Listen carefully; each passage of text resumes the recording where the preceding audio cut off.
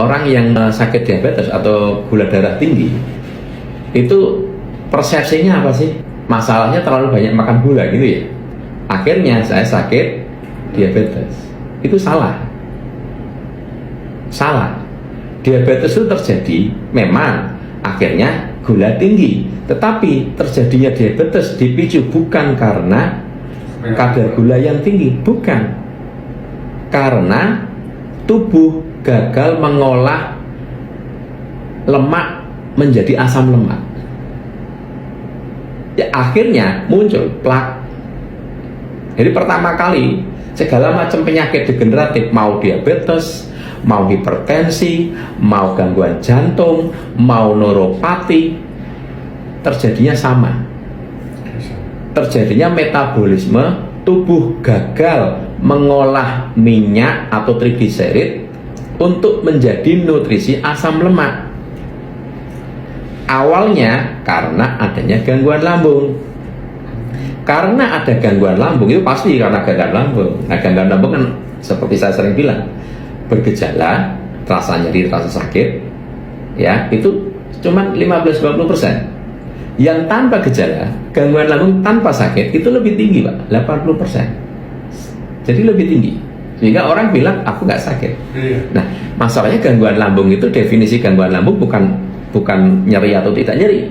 Definisi gangguan lambung adalah lambung gagal memetabolisme makanan menjadi nutrisi.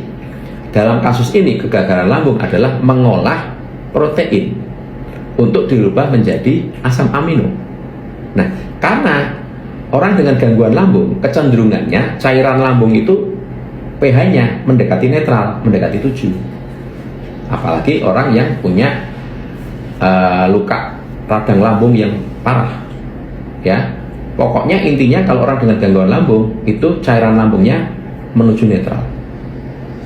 Dengan ditambahi obat-obatan antasida atau penetral asam lambung ataupun tanpa. Jadi kalau tanpa itu sudah proses alami hormonal. Oke. Ketika lambung cairannya mendekati netral, yang terjadi lambung tidak bisa masak, tidak bisa mengolah makanan. Cairan lambung itu kan kayak kompor, ada apinya. Kalau apinya kecil, dia kan masaknya lama tuh, Pak. Nah, kalau hanya karbohidrat masih mending. Misalnya makan 100% karbohidrat masuk, itu yang diproses 50% untuk dikirim ke peredaran darah. Yang 50% buang ke feses. Yang sulit itu protein, Pak. Ketika cairan lambungnya netral, mendekati netral, protein sulit diproses, sehingga paling 25%. Yang 75% dibuang. Ya, ini istilahnya angka-angka untuk memudahkan saja. Nah, padahal minyak lemak itu tidak diproses di lambung. Lambung tidak bisa mengolah minyak lemak. Minyak lemak itu begitu dari mulut kita lewat lambung itu cuma lewat saja. Dia bablas ke peredaran darah, bentuknya masih minyak lemak. Jadi kalau di lambung semua dipecah, sudah berubah fungsi, jadinya polimer. Poli itu kan bermacam-macam, dijadikan monomer satu. Karbohidrat, monomernya glukosa. Protein polimer dirubah menjadi asam amino. Minyak trigliserid, lemak trigliserid itu polimer. Ke lambung itu lewat tok, ke darah tetap bentuknya polimer. Masih minyak. Cuman minyaknya disalut sama kilomikron, jadi bentuknya kayak klepon, ngerti ya? Tapi bentuk minyak masih utuh, bentuk minyak. Nah, minyak itu pemecahannya ada di darah, di peredaran darah. Yang memecah minyak adalah enzim lipase.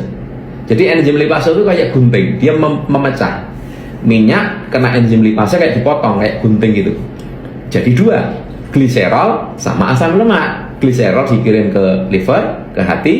Asam lemak itu makanan sel. Nah, enzim lipase dari mana? Enzim lipase itu didapat dari asam amino.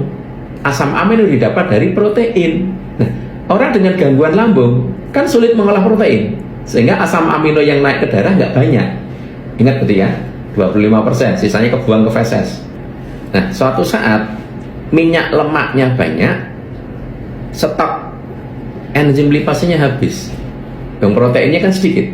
Jadi enzim lipasenya habis, minyak lemaknya masih banyak. Singkat kata, minyak lemak ini jadi plak. Nah, plak ini yang bikin orang gangguan jantung karena ada penyumbatan, stroke karena ada penyumbatan, neuropati karena ada penyumbatan plak. Diabetes itu yang sama. Minyak lemak ini menutupi reseptor sel. Jadi sel tidak bisa makan glukosa, makan asam lemak tanpa ada perintah dari insulin. Tidak bisa. Memang sunatullahnya gitu. Jadi walaupun banyak makanan, tapi kalau insulinnya tidak ngasih tahu ke sel, sel nggak bisa makan. Ngasih tahu nih, ibarat kata kayak ketuk pintu, dok sel di luar ada makanan, nah baru selnya buka pintu diambil. Tapi kalau tanpa ada perintah tidak bisa. Nah, ketika pintu sel tadi, reseptor selnya tadi pintunya ya, itu ketutup minyak lemak, maka sel nggak denger, selnya budek. Maka terjadilah resistensi insulin. Yang tadinya butuh cuma 1, karena tebel butuh 2 insulin. Tambah tebel lagi butuh 5 insulin. Tambah tebel lagi butuh 10 insulin baru bisa buka. Nah, nek tambah bukanya harus insulinnya banyak. Yang berat organ apa? Pankreas. Akhirnya ketika dibutuhkan 20 insulin, pankreasnya cuma mampu bikin 18. Karena kan tebel minyaknya, tambah tebel. Orang kan makan terus. Akhirnya apa yang terjadi?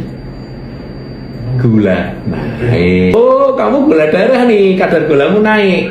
Jadi sebenarnya orang diabetes itu kadar gula naik karena apa?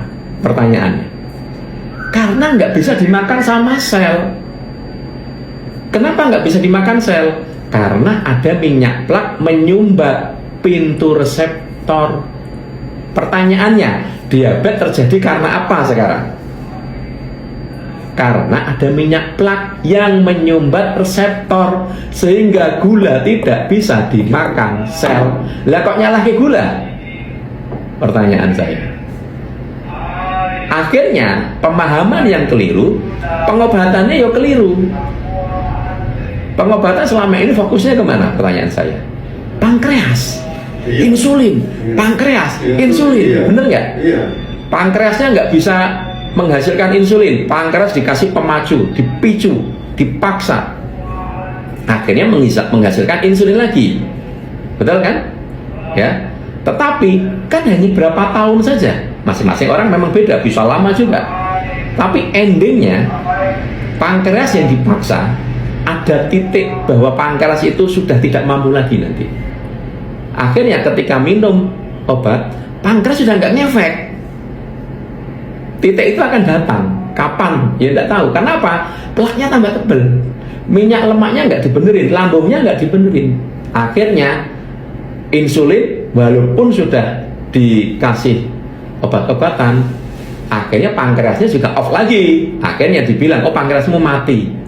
Nek pankreas mati, akhirnya apa? Masuk cairan dari luar. Bisa buka lagi. Tapi dosisnya tambah naik, tambah naik, tambah naik. Sekarang pertanyaan saya kembali. Orang diabetes karena glukosa atau karena minyak lemak? Masalahnya, dasarnya. Ayo, pahami itu. Ngertinya kan karena glukosa. Minyak lemak. Salah. Glukosa itu korban. Apakah karena pankreas? Salah. Pankreas juga korban. Nah, kalau mengobatinya salah paham, bisa sembuh nggak? Ya nggak bisa, wong salah diobati, sing diobati pankreas, bukan diobati deh, dipaksa, dipicu, digantikan. Ya nggak bisa. Mulanya kalau pengobatannya nggak tepat harus minum obat seumur hidup. Akhirnya bahwa diabetes tidak bisa sembuh. Makanya kalau mau menyembuhkan diabetes, ya minyak lemaknya dibenerin, plaknya dibenerin. Caranya lambungnya dibenerin dulu sehingga tidak terjadi plak yang baru. Plak yang ada sudah terlanjur di darah diurai supaya plaknya hilang. Loh, kalau plaknya hilang, pintu reseptor selnya bersih lagi nggak? Kalau bersih lagi, butuh insulin banyak nggak untuk buka? Enggak butuh. Akhirnya pankreas nanti juga